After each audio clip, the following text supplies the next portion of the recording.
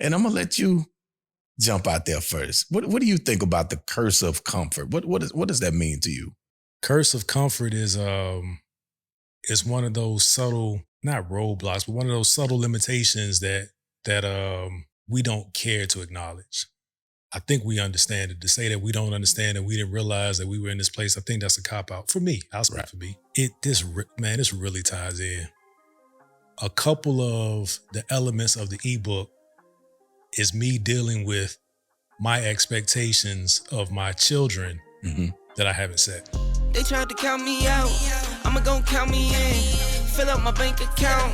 Now I got something to spend.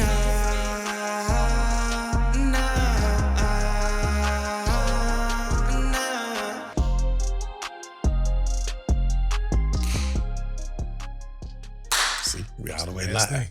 And just like that, we live. Welcome to the Dear Son Show, where we have meaningful conversations about the fatherless and those who are being fathered. You like that? That's why it's key. You have to be genuine, people. You have to be genuine. I'm using my brother's opening that he normally uses, but I guarantee by the time you see me again, I'll have something written out. But again, welcome to the show. I'm your co-host, James.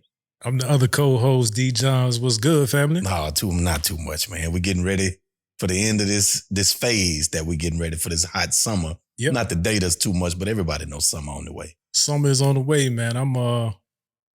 I like this. I like where we at right now, temperature-wise. Yeah. I just got my latest bill. Yeah. 187 on the electric. My electric was 187. My gas was sub 70. Listen, I can deal with that. It's not so funny. I can deal with 78 thermostat. Go back and check the last prior episode. I'm running 78 upstairs, 76 downstairs. And if I'm the only one downstairs, I'll push it up to 77, 78. Because I got a fan in my office. I wouldn't make it. I wouldn't make it. Got a fan. We got people here all day. I can't afford to have it on cooler. That's true. That's true, because that'll catch up to you real quick. Have it on icebox all day. That ain't gonna work. But yeah, guys, welcome to the show. We are upper 60s. I dare not give you the number, but stay tuned. Confidently. Stay tuned. It's normally at the top. Stay tuned. It can only be one of, I ain't even gonna say that. Yeah. But I will say 68 is episode 68 going up tomorrow. See, that's a cheat code. So I mean, this can only be after that. Yeah. But it's been a good ride, man. It's it seems like it's definitely sped up since you came on the set, man. Man. Different level of accountability for me, and we got a rhythm, committing to recording multiple episodes a week. I like it. I like it. I like where it's going, man. So again, always flowers in public. Appreciate you, brother. Man, I appreciate you, brother. Appreciate you, brother. Appreciate you. We're going to address the obvious right now, because you looking about 15 years lesser. Hey, I had to lighten up in phases. See, everything happened in phases. So stay tuned. We have more phases on the way. Oh. It's a rollout. Okay. It's step one. It's a rollout. It's a rollout. Yeah, how your week been, man? How everything going? I just started the timer. It had to be something. The week is cool, man. I got the first draft of my ebook done. Man, I've been talking about it for a minute. Folks have been asking, not like there's a huge uproar, but enough people have asked to confirm. To get that confirmation. Yes. Okay. Yeah. You checking for it? Okay, you checking for it too. Yep. So I got it out with a couple of folks to edit. I was waiting for you to finish up your final. And I have. Waiting for you to finish up your final. Not to steal that thunder, but I would love to have your feedback. But it's working title is I don't even want to say it because I'm still getting feedback and it might change. But essentially the approach is the post that I put up on IG that get feedback, and that's where the interest started. It was like, man, enough folks said, man, this would be cool to have it in a book. Right. I didn't just want to put a collection of stuff that I'd already put in a book. So what I did was, of the hundreds, just probably 100 or so up now, I took the first batch, because I don't even want to say the number. There you go. Because it'll be iterations of it. It'll be a series. Yeah, So what I did was I took the post, cleaned it up to a degree, And then I gave my mindset behind it. Like, how do I arrive here? Right. And here's how thinking through it helps me parent better. Man. And then there's some prompts. Part of the working title, which I know is going to stay, is life prompts. Yeah. So that's what I consider what I post on IG is give you something to think about that promotes an action or provokes an action. I like that because somebody may see the end result, the actual quote, if you will, but then they don't necessarily know that it resonates with something they have going on or where they are. But if you give that background, and then that's the portion that they'll align themselves with, and they're like, it'll make you pay closer attention to what you came up with or what it led you to. So, man, I like you added that. Yep. So I that was another confirmation right there that it makes sense. So you'll get the readers will get more insight into my thoughts, right, and more vulnerable, which is another thing with on this platform. Really, just transparency about some of the ups and downs of parenthood, fatherhood through my lens, right, and how I'm correcting, how I'm correcting, or what I am transparently fearful of. Yeah, that need some help. So yeah. I don't know. Based on this recording, I would say within the next 3 recordings that we do, which essentially is 3 weeks, it'll be in a place. It should be very near final.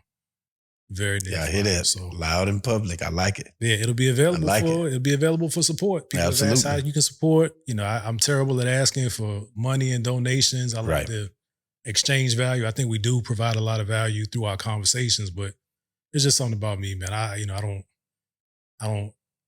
know making money decisions gets a little bit more critical as the year progresses, as the economy does what economies do, right? It's cycle, and we're preparing for, I don't know what they want to call it. They're not going to call it a depression or what have you yet, but it's we need to be on the ready. We better be, because the signs are there. The indicators are there. The indicators are there. Yes. Indicators are there, man. You can be stagnant about saying it's raining outside if you want to. Right. It's happening. Yeah. That umbrella. Yeah. That one still resonates with me. Man. Don't let the rain be the sign to get an umbrella. Right. Late. Please. How you feeling, man? Man, everything good. New sense of purpose, I want to say. Like that's why everything I'm trying to do over the next few months, I want it to be very intentional. New focus on my health. I've had some genuine conversations with some people over the last couple of weeks. Not to get too specific about timing. School just wrapped up for me. I'm back in college. Just wrapped that up. Did really well. Dope. Ran and jumped and caught a little piece of a mini summer session. Knocked that out. Closed that out. Took that final today, as a matter of fact. Some of the people I spoke with, man, I have a new fire about, I really want to become more involved and diligent about mentoring. I've often said I want to go deeper and deeper into mentoring young men. There were some young men I came across over the last couple of weeks that really sparked something in me, man. And I had some conversations with these young men, and I liked the outcome, some of the feedback I received over that 2-week time period, man. When I first met them, we had a conversation, and then, as the couple of weeks went by and we closed out this week, just the little things that they said they were able to adjust from having that daily exposure to me. It meant a lot to me, and I really want to capitalize on that more and do more outreach, do more connecting. Sean Surface, I want to catch up with Sean more. Mm-hmm. I've been watching him on social media. He's doing a lot of great things. So just some people right here in the area. It doesn't have to be throughout the country. It can be, but just more active right here, hands-on. I really want to get more active with that. Yeah, I'm glad you said that, man, because that's another accountability check for me. I've mentioned, I'm taking the word, I'm trying to take the word struggle out of my vocabulary when it's not really applicable. Right. I said, I've been struggling with, I haven't, right? I haven't taken enough steps to reveal what I need to be doing, right? So you can't wait to know the perfect thing. Sometimes you got to figure it out by trying a couple of things.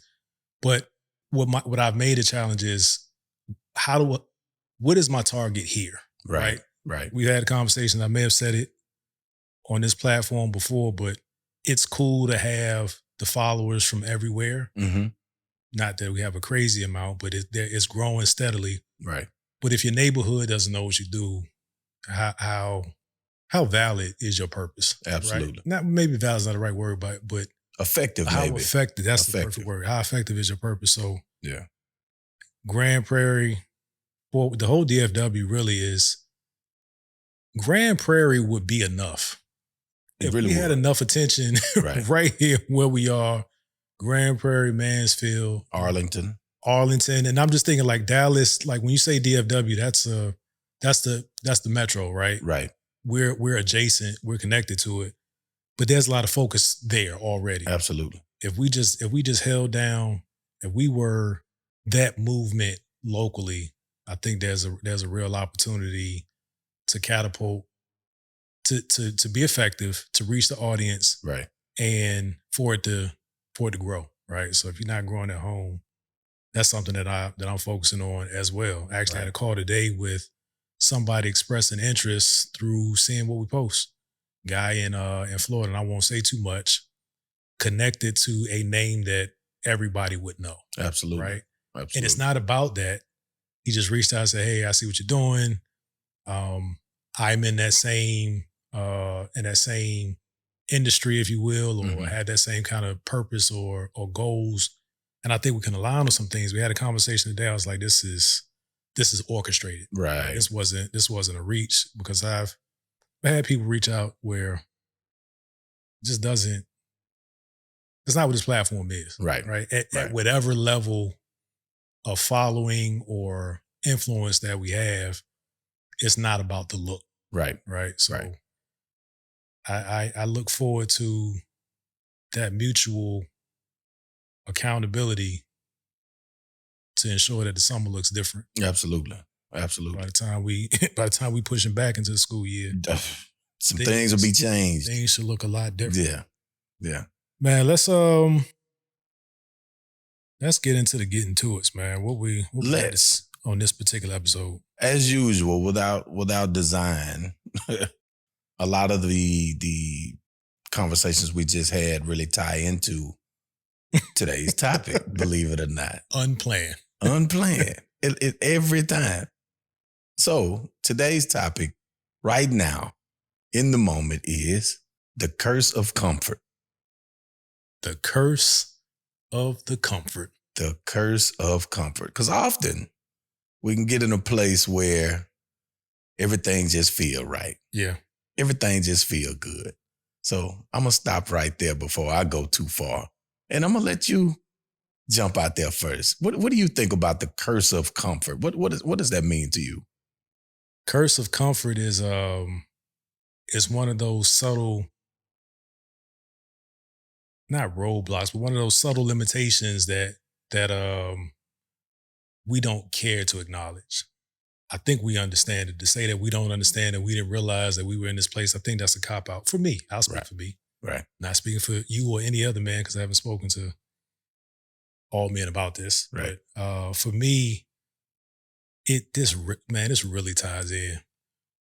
A couple of the elements of the ebook is me dealing with my expectations of my children that I haven't set or demonstrated. Or if I've said it, right, has it just been just words and not actions?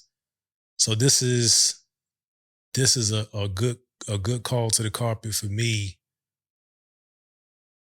to, number one, be accountable because it's going to be on an episode, and to adjust my behavior and have these internal dialogue I need to move. Because I don't think I don't need motivation. Right. I need to start running from the priority. Right. Like I'm really good at doing what's comfortable. The things that come, even in a very simple application like producing this show. Yeah. There are elements that I don't prefer of it. Yeah. There are elements that I like. Right. The elements that I don't prefer can delay an episode 3 weeks. Yeah. If I just stay in my comfort zone. But I'm trying to be more mindful of discipline as a part of it too. This is how these are the activities that need to happen for this platform to be successful, and look at it from that perspective and not necessarily what I prefer to do. Right. So Right. drawn out answer, part of an answer to start the discussion is this is something that is really resonating with me, that I have been calling comfort something else so that I didn't have to deal with it. Right. Right. That's good. Because me personally, I use a lot of cliches, a lot of country colloquialisms, if you will. That's one of the best. So old people used to say you'll snooze yourself right to sleep. I used to work with a guy that always used to come to work, and if you ask him how he doing, he say, well, I'm fat, dumb, and happy. Meaning he's so comfortable with his lifestyle. He knows where his next dollar is coming from. He knows where his next meal is coming from. Him and his wife, they're happy. You know, they don't have any unnecessary expectations of each other. They're comfortable. So the curse that came along with it is you become stagnant. You start to let your guard down. You start to neglect health or activity because you're so comfortable. You just want to lay in that comfort. So what happens now is weight gain, health deteriorates. You're not sharpening each other anymore. You're not dating your spouse anymore because you're just so comfortable. The first thing a person does when a relationship doesn't work, they hit the gym. They hit the library. Now they're reading books all of a sudden. They're picking up hobbies that they've never done. Now I'm going to live. All of the things that I put off and didn't do because I was comfortable.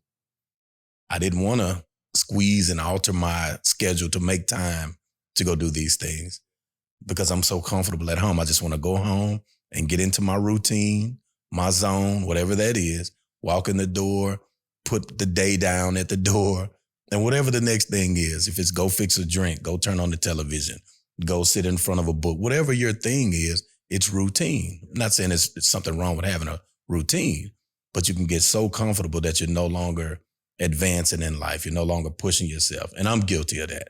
I was in a lot of routines. So I'm shocking myself and my system right now. Right. Because I looked at myself and I was like, you're too comfortable right now. It's time to shake it up. Time to do some ridiculously complicated things that won't just come easy. Like, man, I could do that without even thinking about it. Well, we don't need to do that. Let's go do something else that's challenging to where it's going to take some studying, some thinking, some reading, some talking to somebody else. You've done this before. How can I do this, man? I just can't get this. Now you're living again. One of the points that you just made is that you get so comfortable. When you get so comfortable doing a thing, you need to move on to something else. Kind of paraphrasing it. You're so comfortable, you need to challenge yourself. Yes. Where that backfired on me is talking about health. I had my health scare in 2018. Probably go into it deeper again at some point, but moved from overseas to back to the US. A lot of stress along with that. Didn't really have a good grip on. We didn't know we were coming here. Well, Right. we knew we were coming here, but we didn't. Like I said, had to figure everything out. So for context, my family was living overseas for a few years. We came back in 2018, but not to the place where we're from. We're from Virginia. We made Texas home because there was a corporate office here. And at the time it made sense. Later with COVID and all of that shut down. And I'm no longer with the company. But the series of events that led up to me changing my diet and my practices and my exercise, implementing an exercise routine, Right. were so like traumatic, and I made the switch so quick. Yeah. And I had very quick success because I went other end of the spectrum, nothing fried, no sugar. Like I had diabetic. I was pre-diabetic at the time, on medication now, but the shock of that immediately changed my routine. Right. One would think that because it was tied to my health that I would continue doing it. Right. I got to results quick, and I have done it before. So because I did it so well, I knew that I could take a break. Yep. That break has been 2.5 years because COVID. Then I had a L5S1 surgery on a disc in my back, a discectomy that I wasn't expecting, that limited what I can do. Exactly. So while I could do it, I didn't do it as faithfully as I should have. So that's where I just wanted to throw that in there, because that's where some things that come naturally to you, you shouldn't abandon them. Maybe increase the effort or challenge more in that same vein, or like for me, maybe I should have switched up my exercise routine. Right. Stop exercising. Right. Yeah. I got this. Yeah, cool. Yeah. Came off the medications, the numbers were looking good and all that. And I knew I could get back to it. And then life threw a curveball that took me further off track, right? It's something to get off track and sit right beside it, but that's never how it works. Yeah. You kind of keep sidestepping or going in another direction. So I hope people don't miss that. That's good, because again, you'll get so good at something that you'll put it on the shelf. I'll be back. Yeah. And then when something happens and now you can't reach that level of the shelf anymore. So now you can't even get it down. It's stuck up there because you thought you were going to be able to just walk over there and get it back. Yeah, we went from 50 push-ups to 10. 7.5. We're going to be all the way real. If you want the whole truth. Yeah, I know. I got out 10 the other day. I was like, okay. Yeah. And that's the other thing, man. For me, it's one thing to get off track. The psychological impact of me getting off track exacerbates it. Like it adds months of me being in my head about, why did I do that? Yeah. Instead of just, okay, got off track, jump back on. But no, I got to go down this path of got to dissect this thing. I need enlightenment. Oh, you just How did stop. I get here? Right. You just stop, man. What was the genesis of you putting this topic in the bank? Looking around doing self-assessment. I've started back my routine of walking every morning. There was a time where I went months of I would walk 3 miles every morning. Well, this last week, I had some spare time, if you will. So I picked my walking back up. So that 3 miles, I get in my own head. And I'm thinking about, what did I do yesterday and how did I get there? What am I not doing that I'm supposed to be doing? What did I jot down and tell myself a year ago on this day that I'd like to be doing now? Because often I'll set goals for myself that have something to do with something. And so there's a deadline. Well, once we achieve that goal or fail, because I'm not going to sit and act like I achieve every goal I set for myself. So whether we achieve it or fail, when the deadline comes, let's say if I say by October 1st, it's going to be this. If I miss it, or if I obtain the goal, what do you do October the 2nd? Your feet kicked up.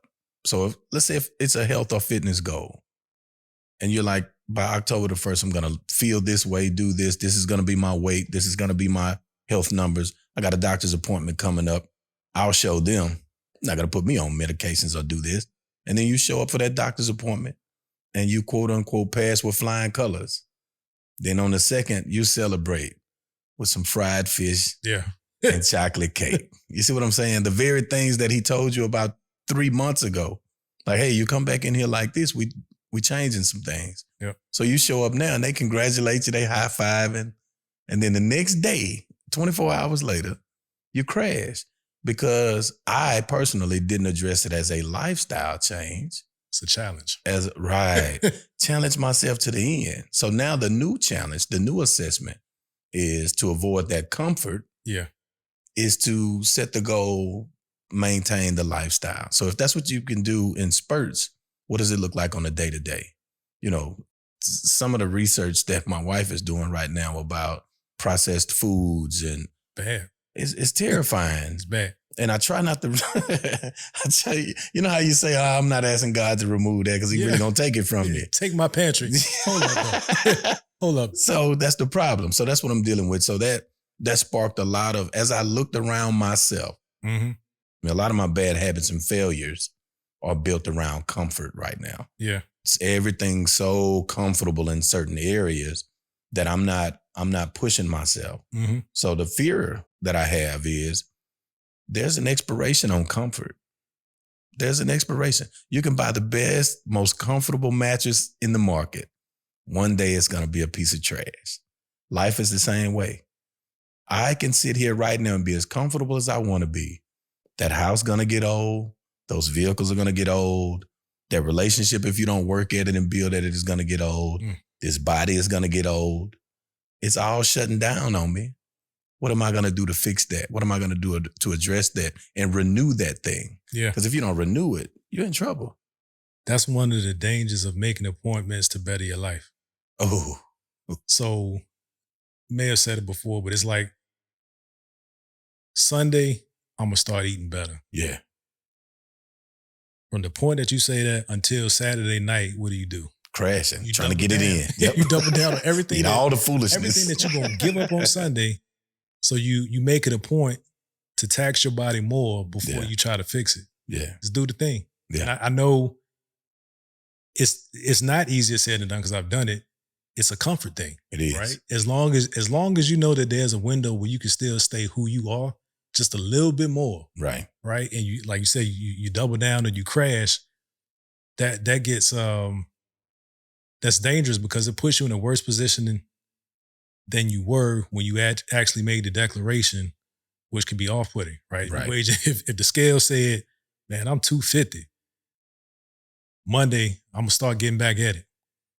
Then Sunday night, you 257. Because you went in on yourself. Because you done dumbed out and did everything that you no longer going to do. Yeah. No, start that thing. Yeah. Don't necessarily go cold turkey on everything, but make yourself important enough to start when you recognize it. Right. Right. And Right. that was one of those comfort lessons for me. Another one that's resonating with me right now is financial. Oof. Boy, get out of my head. Ooh, I mean, you know what's going on with me is, coming out of corporate, not an excuse, but I wanted to maintain a level of comfort that wasn't realistic for what we were trying to accomplish. Right. Right. Income shifted dramatically. There was reserves to do things, in a smart manner. But I didn't want to face my family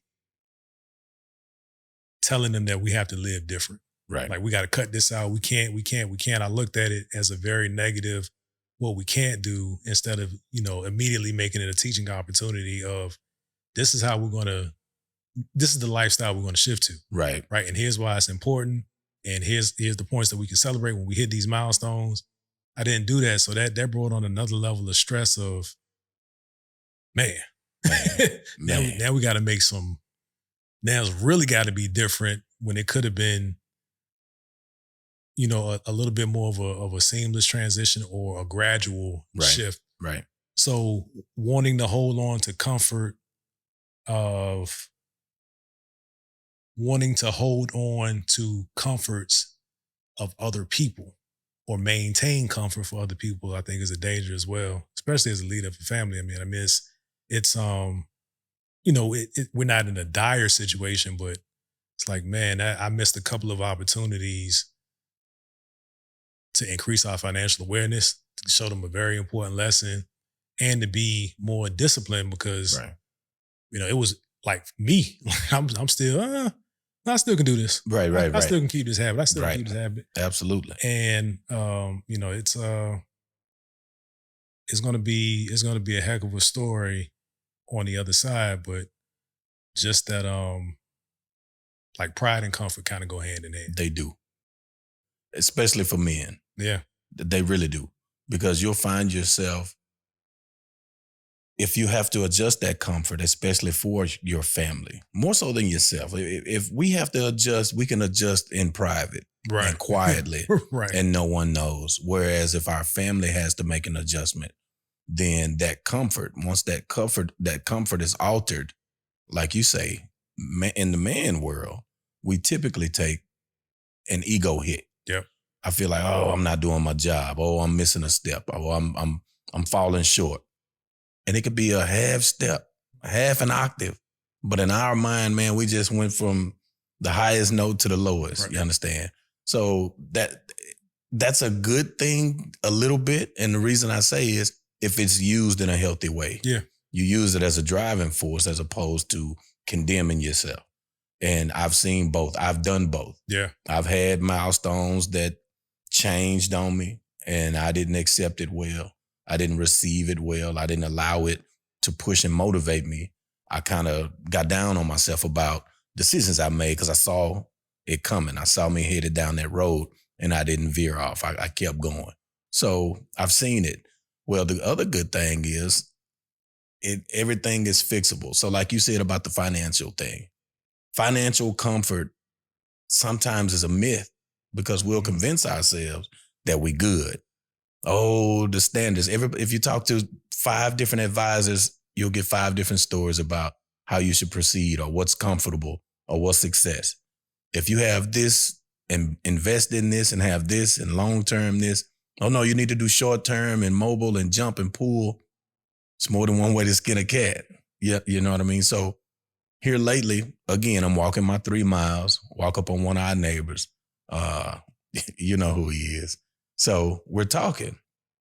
And my wife and I, we've been doing a lot of research about different types of life insurance policies and investment from an investment standpoint, more so than just, oh, you're going to die, cash out. This is for the children.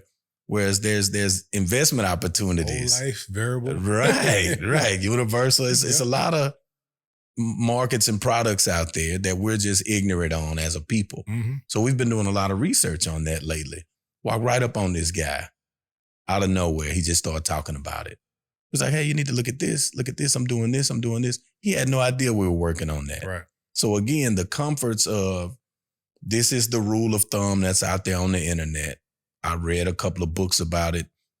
This is in line with what they said. The comfort make you stop researching. Yeah.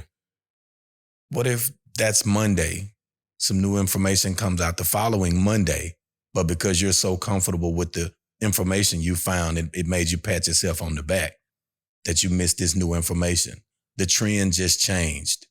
And not to say go jump on every fad, but let's say they just rewrote the book. Right. There's so many people giving so much game out right now about money and finances and living trusts and et cetera.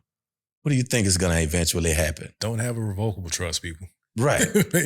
I'm not an advisor, but right. What I do know. So what will happen now is there are powers that be, and I'm not a conspiracy theorist. I'm just going to put this out. Mm-hmm. There are powers that be that simply cannot afford for every human being in our economy to be wealthy.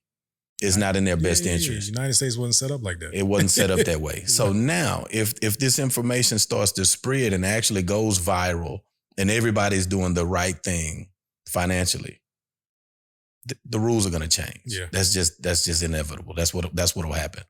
Somebody who's in charge of writing the rules, they're going to write some new rules, and those rules aren't released out to the general public.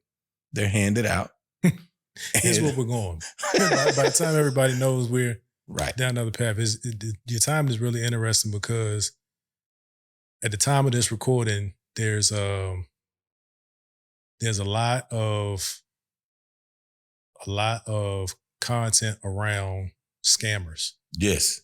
Real estate scammers, credit repair scammers, and the two sides of the coin that gets interesting is where does the responsibility lie, right? Is it the person that's presenting this information in a way that's convincing to people that won't do their own research? Right.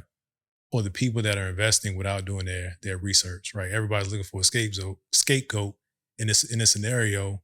And I understand both sides of it. Right. And I don't want to get into the details of it, but that happens often, and it's a comfort thing. I am so comfortable with trusting you with the future of my family because in my mind, I'll just blame you. Right. If it doesn't work. Right. And that's your fault. Yeah, and that's good enough for me. So yeah. That personal accountability, I think, is going to be a thread through this conversation and the things that we're talking about in terms of staying comfortable, man. I coming to grips with how much comfort I've afforded my children. Yeah. Without the benefit of at least explaining how we arrived at discomfort. Right. Right. And that's the other part that has me in my head a little frustrated with myself is drove them to this place while they were sleeping. I didn't tell them how we got there. Yes. Yes. Just take a nap. Take a nap. We'll wake up when we get to the vacation spot, and then we'll just enjoy it. Yep. Right. And then take a nap. We'll go back home. Yep. But nobody knows how to get there. Nobody. They just know that they were there and they had that experience. So absent having those conversations and being more focused on educating them with the information I have, right, than us accumulating information together. Right. Yes. Because I need to do some growing up in front of my children, even more than what, that I admit to on this platform. Right, right. But same. And I'm glad you said that because I'm guilty of the same thing. It's easier to jump in and do it, knock it out. Just lay back and relax. I'll get us there. But the level of disservice that we're doing our children, there's so many things I know how to do from a hands-on standpoint that my children just don't know how to do because we haven't been in a situation that it was necessary for them to know it or do it, but that doesn't mean I shouldn't show it. Comforts. The curse of comfort, they don't know how to fish. The curse of comfort, because we go to the grocery store and we buy fish. They don't know how to skin an animal. Let's say, for instance, the economy crashes tomorrow. Grocery stores go away. What are you going to do? Eat berries and leaves because you don't know how to process an animal?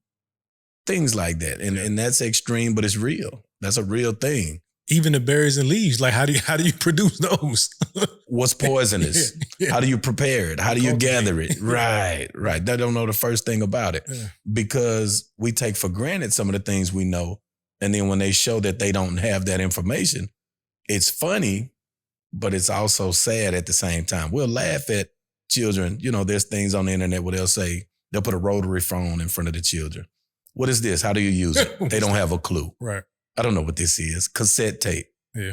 Pull the, we can go on and on about this. But the same thing applies in life because we're so comfortable, going back to the topic, that we're not teaching, and I don't want you to just go out and say, hey, walk out the door and act like I'm jumping on you. You don't have to create these fake extreme scenarios. Yeah. Right. But you do need to go to the basics. If you put something in place once a month, which I want to start something at least every summer, if no other time, we're going to do something primitive, like start a fire, build a fire, put this tent together. If you don't have a tent, here's a blanket, a tarp. There's some rope over there. There's some string. There's some tree limbs. Build a shelter. Build a tent. They'll think it's fun. It's a game, but you're teaching them survival skills. The same thing about travel. Read a map. Put the phone down and pull out a paper map in front of your son or your daughter. And, hey, find this street for me. Can you read a map? Can you use a compass? Yeah. Do you know north, south, east, or west? I say to my wife right now, no shade, baby, I love you. But if I say, hey, it's on the north side of the interstate, she's going to laugh. Right. Come on now, what are you talking about? Yeah. Same thing. We have to teach basic skills, direction. We're so comfortable. Hey, Siri, how do I get to what are you going to do we can't even pick our phone up or call somebody because the names are saved in our telephone. Yeah. They take the phone right now. You go to jail, Lord forbid. You got one call. Definitely calling my parents. The people numbers I know by heart, they're not going to answer the phone. Yeah. I have people in my phone that'll answer the phone no matter what time of the day is. I don't know their number by heart. Yeah. Yeah. That is comforts. I was writing yesterday and one of the prompts was about directions. Yeah. Right. And it was a story about, in the story that as I was writing it, I was typing MapQuest. Yeah. And it just took me to a place because the listeners of this show probably understand what MapQuest is, but if you don't, go to mapquest.com. It still exists. It's terribly slow. Yeah, exactly. Wow. Exactly. I had no idea. It's terribly slow, but it was that, like, we've lived through the transition of pull out a physical map to at least inputting in a start and a destination. Yep. and it'll give you step by step. Yep. And print it out. You got to print it out, Yep. right? Take it with you. It's nothing's pinging you as you're driving. So the story was about me getting lost, right? I'm coming back from North Carolina to Virginia, from Chapel Hill, North Carolina to Hampton, Virginia, and I end up almost in Tennessee. Man. Right? I was like, no, it's 15 to 40, 40 to 15. One, you stay on longer than the other. Yeah. And I'm just gone. Right. Wow. And when I get to my pride, when I finally park my pride, it's like, I should probably be home by now. And I asked somebody, they're like, nah, you're no, you're more You the other way. Yeah, you're more like in Tennessee, right?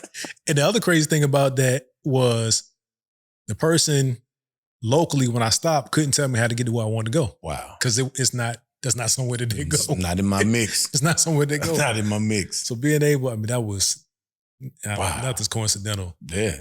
One callback I want to pull from previous episodes is this theory of revenge parenting. And I think for me, part of it is resentment tied to the things that my parents or my dad made me do Yeah. that I needed. Yeah. I don't want to be that parent.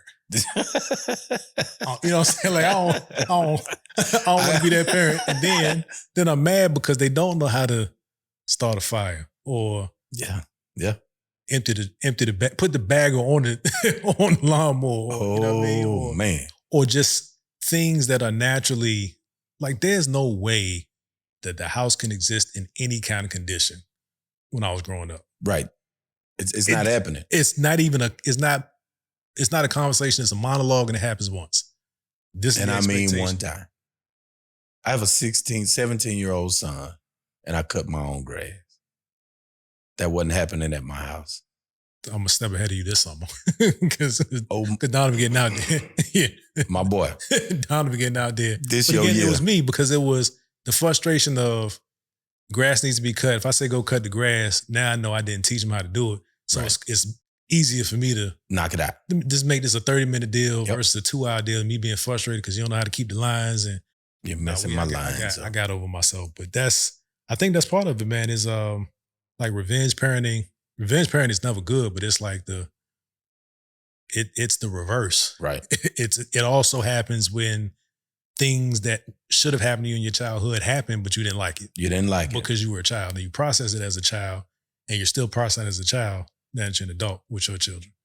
So be mindful of that, man. Please. Curse of comfort is real.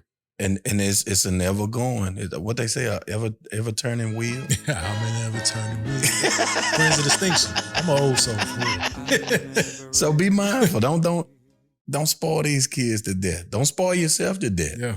That's we typically try to keep the conversations directed towards our sons, our daughters as well. Yeah. Just from a parent standpoint, a lot of the information we structure it in a way that we're talking to dear son, but our intent is for a parent, an aunt, an uncle, a grandparent, get this information and you see a young person in need of this information, pull their coattail. Yeah. And use this for yourself as well. Couldn't get to it fast. Please use this for yourself. Like that's the real hack is that we're adjusting on the fly. On the fly. And we're sharing information and perspective that may help you see something in you that trickles down to your household. Yes. Your nephew, your whoever, your niece. Yep. That's the real deal, man. Yeah. Good conversation, man. I think we had a good point to hold on this episode. Salute to Flexion Chiropractic Clinic. Want to make sure we say that. John, of course, as you mentioned last time, that houses John's company and family of brands. It's a commercial. But yeah, apparel. So Healthy Marriage is Dope, which I'm rocking on this episode. That's another discipline of what we do in the media space. And my wife implied that we're getting back to it soon. Look at God. So I've Look learned at God. I've learned to shut let up. him use you. Yeah, I've learned Mrs. Johns, let him use you. I learned to shut up, man. Yeah. I'm anxious to get back to that, man. Like you mentioned, Sean Surface, Second Chance. everything. Second Chance Mentor, Second Chance Fitness. Yes. What else we got? We got a father figure. Father figure. We have Love Keisha Day. Got the candles burning again. Yes. Keisha, my wife is going off. Let me just a little praise report for her, man. And she is finding the she's getting the confirmations that she needs. I And think I she love knows it. that she's Yep. been dope, but Yep. she makes handmade wearable art is what I call it. Custom hats, jewelry, pins, wine stoppers, candles have been added to it. She can make clothes. I don't think she really promotes that as much other than making them for herself, but it's something, man, to see anybody in your family like being their gift and thrive. Yeah, Man. So I love it. I'm happy about that. Shout out to Love Keisha J. Yes. Again, if you're interested in having your business, your service highlighted on this platform and it makes sense and it is not a scam and it won't hurt our audience in any way. Yeah. Info at thedearsonpodcast.com, info at thedearsonpodcast.com, and we will sift through it and start the conversation. That's what I got. That's what I got. Be intentional, be focused, and pay attention. We appreciate you guys. God bless you. Peace. Peace. Boo-doo, boo, boo, boo.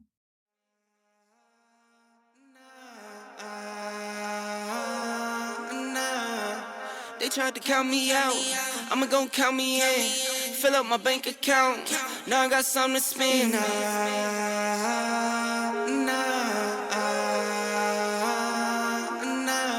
1, 2, 3, 4, 5, 6, 7, 8. I just pull it out and count for nothing when I'm feeling great. Give my baby